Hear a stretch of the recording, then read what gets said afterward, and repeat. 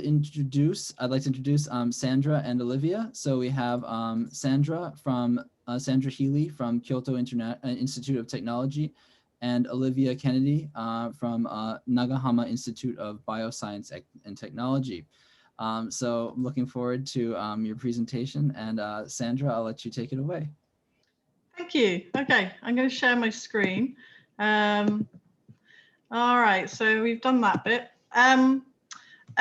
Today I'm going to do most of the talking because Olivia's having some issues with her internet. So she's hopefully going to be here, but I'm going to actually do all the chat, unfortunately.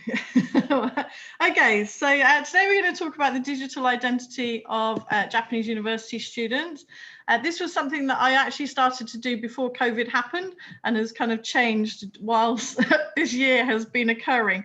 So first of all, I think it's great that JALT's had us all give these presentations on the changes on emergency remote teaching, because I think this is a historic moment and it's really important that we document it.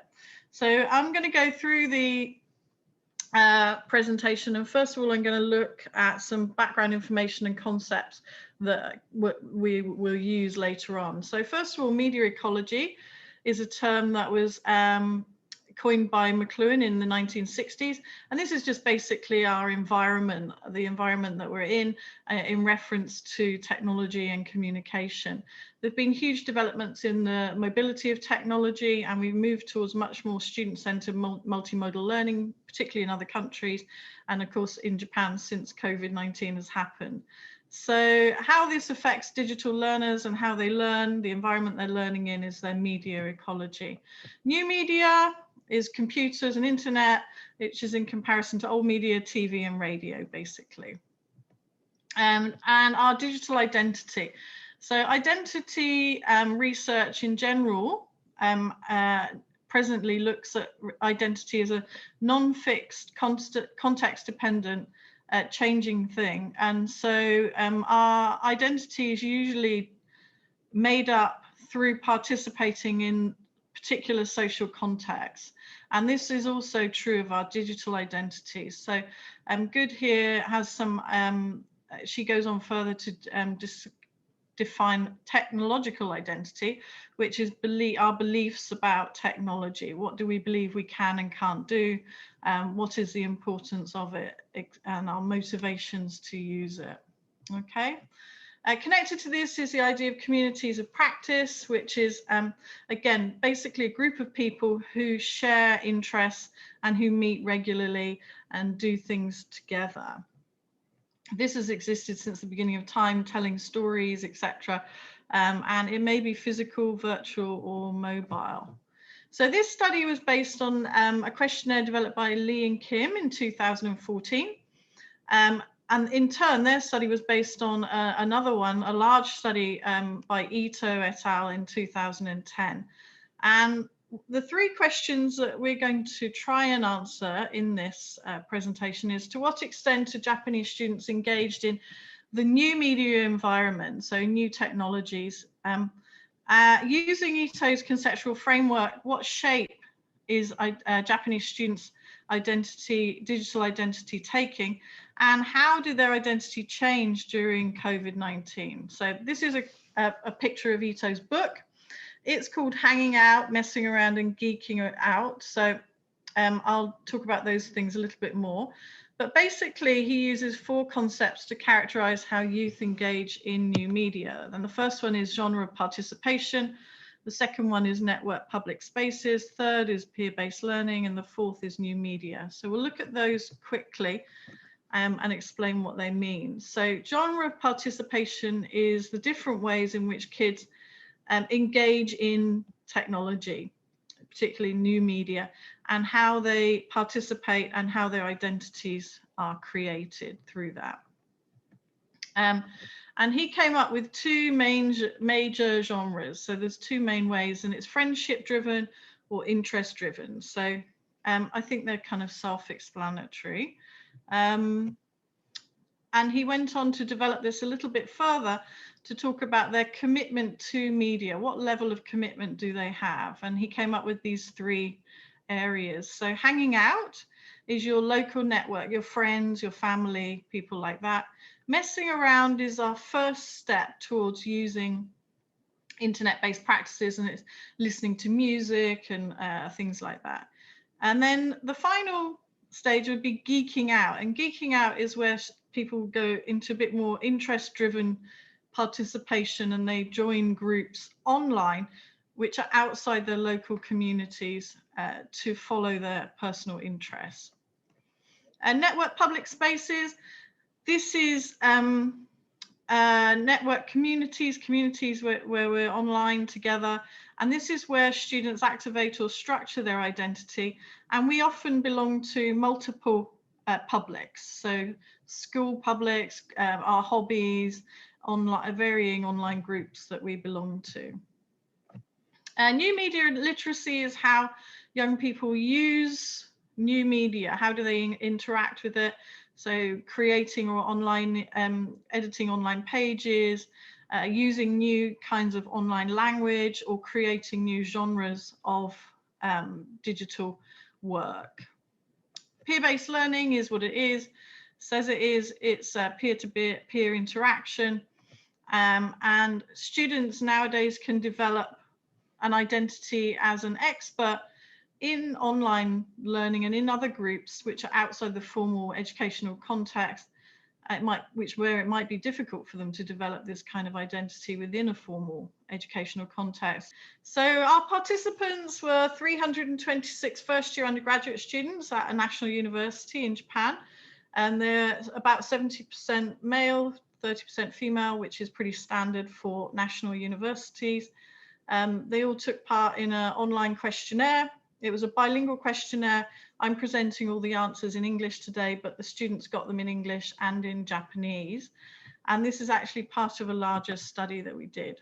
So if we look at the media ecology of Japanese students, the environment that they're in, we can see that they're in a very mobile environment. So the large majority of them use smartphones and laptops to access the internet. Very, very few students use desktop computers. And we can also see that they started accessing these types of technology very young. So over 80% of the students were using smartphones by the time they were 15. A lower level using computers, so about half, but they have caught up with that obviously now, especially this year being particularly different. The primary device as well to access the internet are smartphones and laptops. Very few people use desktops or tablets. They're not common in Japan. Attitudes towards technology, positive. So 77% of students are positive about technology, not so much about online learning, but about technology. And if we look here, this is some examples of the purpose of their online activities before and after COVID. And what we can see here is that most of their online activity actually didn't really change before and after COVID in their social context. So the big changes at the bottom there is highlighted is in the area of study, as we expect. So we can see here their most frequent activities. Taking online classes became 100%. Before that, it was virtually nothing. Email was also connected with this, as it's used in an academic context, not in their social context. And the most frequent online activities outside the classroom were checking websites, listening to music. And the least frequent activities are blogging and vlogging. So also downloading and editing images and videos are not particularly popular. Very, very simply, again, what we would expect. Before COVID, they were high school students. They spent less than an hour a day on their devices, and then after COVID, over 5. So SNS, we can see Line is the #1, Twitter #2, Instagram, and there's not much else being used. One student mentioned Discord and Skype, but nobody else mentioned anything else. So for the genre participation, we can see that Japanese students are largely friendship driven. Everything is to do with their social networks, their local friends, their local family. They have very little evidence of interest driven participation. They report low levels of contact with anybody outside their local context. 50% of them have no friends that they haven't met in person. They are very wary of people outside their local context. They have less than 10% contacts who are non-Japanese, probably near zero, really. So we can see hanging out and messing around are very important, and geeking out, connecting with online communities, not so much. And with Japanese students are basically consumers and not producers of online content. Network public spaces and peer-based learning. We can see students believe they can get all the information they need from their smartphones, so they're very technologically savvy. However, they have much lower levels of participation in network public spaces than we would expect. So they're very, very cautious about people outside. They don't like to use online reviews, listen to online opinions, and they don't, very negative towards using new words that they've picked up online, which is peer-based learning, basically. So peer-based learning isn't happening there. If we look at English language learning, their main activities are passive. So test prep, reading, listening, active skills, much less so, a lot less reading, a lot less speaking and writing. I like online learning, not so much. So we've had a few sort of contradictory answers there. And when we ask them about their particular lessons, what kind of lessons do they like? Number one was live lectures. Number two, live classes, so Zoom. Number three, pre-recorded lectures. And number four, breakout rooms, which all mirror, you know, the standard traditional type educational experiences. And the least popular kinds of online lessons were regular assignments. We gave weekly assignments. And so I think the answers here reflect our personal situation at our university. So our university wanted to be equitable and were worried that students would be excluded if they couldn't get online and use synchronous style classes. So they required us all to do asynchronous classes. So these results here show the experiences, particularly perhaps of our students, which they received materials online and they submitted online, not in real time. Flipped classrooms are also not very popular, which is a shame. If we look at implicit or informal learning, if we look at the way that they use English online outside of the classroom, we can see kind of low levels of that usage here. They're not taking full advantage of the internet to engage outside their local communities or in English. Even gaming, they're not really gaming outside Japan, anything like that. New media literacy, 80% of the students have a preference for multimedia materials. And obviously this will have a big impact on teachers, on us, because producing those materials is maybe a lot harder than we're used to doing. I'd like to look into this area a bit further and do some more work there. If we look here, we can see that over 70% of the students said that they felt left behind by online learning, which is an indication that their media literacy skills are maybe not as high as they could be. I'm more active in online learning, no. I'm learning more in online learning, no. I'm enthusiastic about online learning, so, yeah.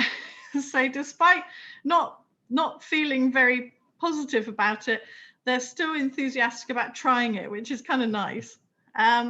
So what has been the impact of COVID-19? I would say there's been little change in their social uses. They're sticking to their local networks.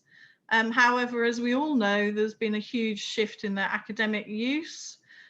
They were in high school previously. They didn't use computers at all. We have other figures, which I didn't show you about that, but they have very little experience of computers in school.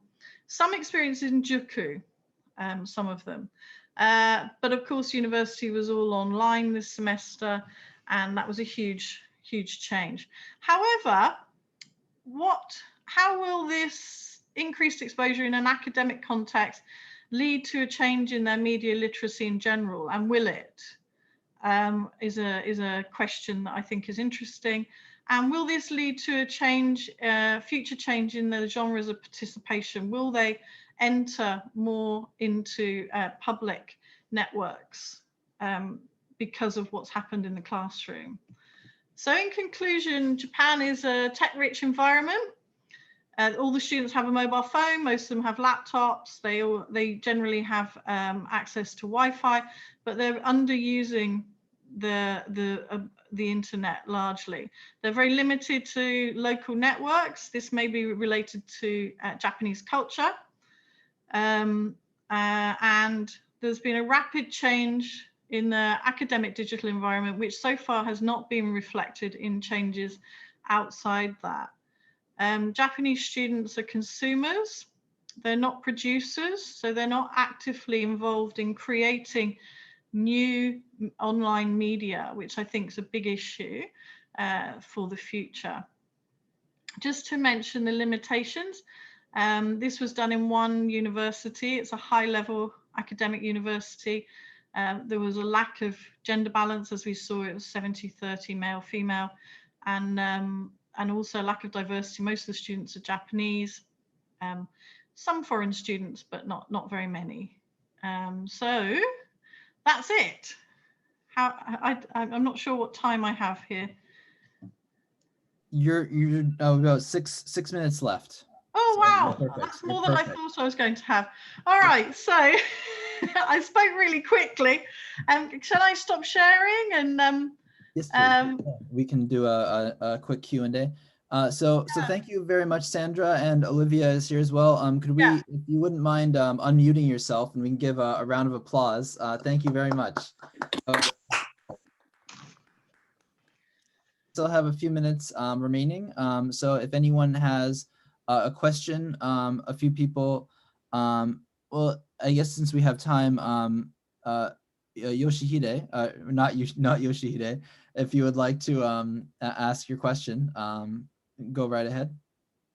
Okay, thanks, Sandra, and of course, thanks, Olivia, as well. Recognize my voice, Olivia? Do indeed. Excellent. Okay. Well, my question is this. I'm wondering if YouTube engagement was explored or brought up by any of the students. I don't know if it's considered social media in the strict sense, but since Skype was in there, I would assume maybe it is. And I feel like at least a lot of my students are pretty involved, or like at least involved in consuming YouTube, and particularly YouTubers like local Japanese, quote unquote celebrities, I guess. And I kind of feel like that could maybe be considered peer learning. I don't know what your thoughts are on that. Yeah, I think you're right. I think YouTube has become a huge thing, and particularly in the last few months. None of the students didn't really mention it a lot, but this was part in the questionnaire. But we also did interviews, which I didn't talk about today. And in the interviews, yes, some of the students did talk about YouTube being very important. As you say, they again, they're consumers, not producers, largely. So a similar pattern is being followed. And it would be nice to see them making more videos and more online content. Sure would. Yeah, thanks. Appreciate it. Any other questions? Sandy, there's a question in the chat from Jim Smiley. He's asking whether we've compared these results with non-Japanese studies, because his students, for example, have 12 or more classes per week, which is far higher than many European universities. Yeah, actually my son's at a Japanese university too, and he was just saying the same thing to me. He was comparing himself to his friends who went to university in America, who seem to have a lot less classes. Well, the study that we based this upon was from Korea, The Korean situation seems to be quite similar to Japan, except Korean students seem to be a lot more involved in online learning. So online learning's been a bigger part of their life for a lot longer. They seem to be introduced to it in school and juku at a very early age. So they're much more active in the educational academic context than Japanese students are. Yeah, and that reference is Lee and Kim 2014, right? Yeah.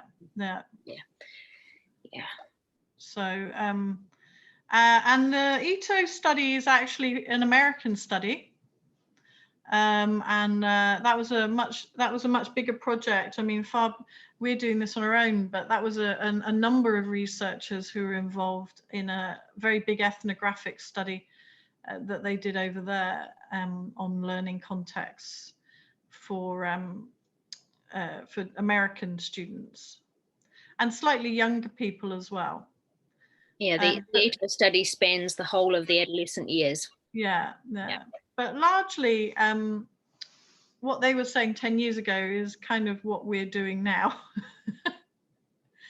So, yeah.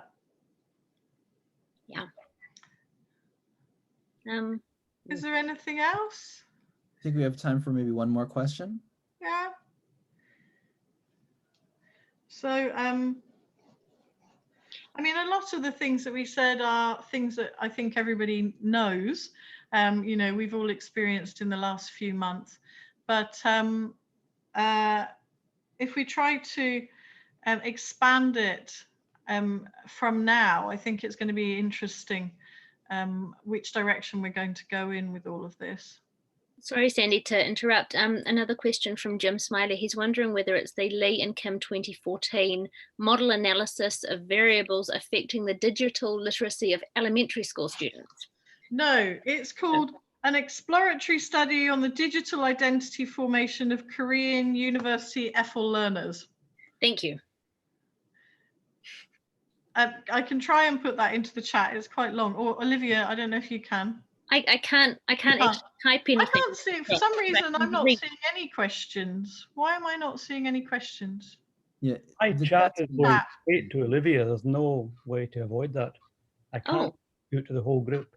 Oh, well, it's nice chatting with me. So you're only getting to send to Olivia? Yeah, that's right.